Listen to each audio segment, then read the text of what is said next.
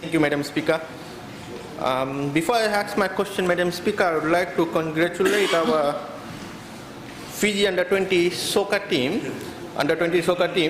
for creating a history and creating a world record by scoring 38 goals in any professional match in the world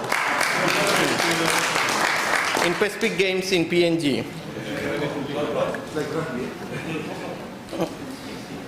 Going on to my question, Madam Speaker, my question is directed to Minister for Women, Children and Poverty Alleviation. Can the Minister enlighten the House on the male advocacy programs toward the empowerment of women in Fiji?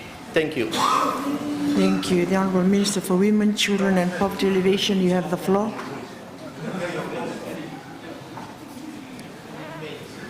Thank you, Madam Speaker, and I thank the Honourable Member for the question.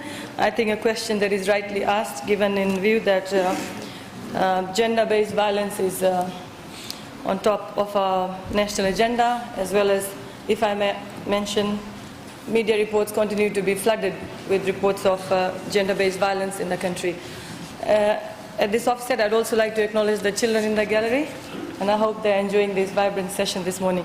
Madam Speaker, we view that gender violence should be everyone's responsibility. It therefore creates a need for a concerted effort in educating communities, providing them with appropriate information and guidance on all aspects of life, thereby increasing a sense of responsibility amongst every member of the community, including the male members, the youth, women and children. The Ministry's Male Advocacy Program is a program begun this year with the main objective of strengthening capacities through gender sensitization trainings of male members of the gatekeepers committees in village, communities and settlements that have declared themselves violence-free after undergoing the 10-phased process of the Zero Tolerance Violence-Free Program. Another objective is to build a pool of gender-sensitized male community leaders in communities, towns, settlements and villages who will be able to provide the right information to other men within their groups of influence. And finally, to build a pool of male leaders who can further be trained to provide initial counseling to male perpetrators of violence within their communities, utilizing the concept of the buddy system. The gender sensitization training is also meant to build on the younger men to be more responsible about their sexual behavior and therefore being responsible towards gender issues. This program is a 3-day program in partnership with the Fiji Women's Crisis Center, which provides funding and technical expertise towards the ministry.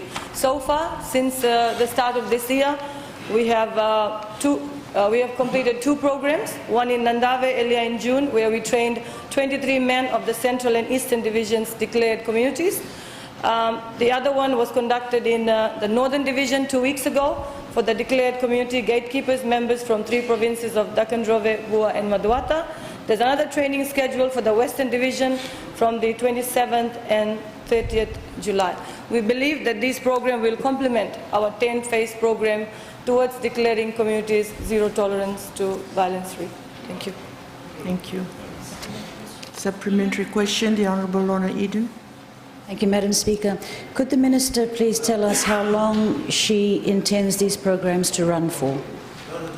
Thank you. Honourable Minister. I thank the Honourable Lorna Eden for the question. Madam Speaker, we intend to take this program as far as we can to ensure that we reach out and expand our reach to many communities in our bid to combat gender-based violence. Thank you. I give the floor to the Honourable Sarah Tirandondro. Thank you, Madam Speaker. And what we hear today from the Minister for Women is nothing new. It's already been in place. What I was expecting to hear, and that's a question, how are you going to involve the male members of Parliament in your programs? Thank you. If you are to make a real difference in violence against women. Thank you, Madam Speaker. Honourable Minister. Thank you very much, Madam Speaker. The suggestion by the Honourable Member is very pleasing to my ears, and I take this opportunity to invite all the male members from the other side, please join in my campaign. Let's work together to combat violence. Point of order. Response is irrelevant. what I was asking for, how the ministry will include members of parliament, male members of parliament in the program, like that's been taken out to the communities. Thank you. Not an open invitation like that. Thank you, Madam Speaker. Thank you. The question was asked and the answer had been given.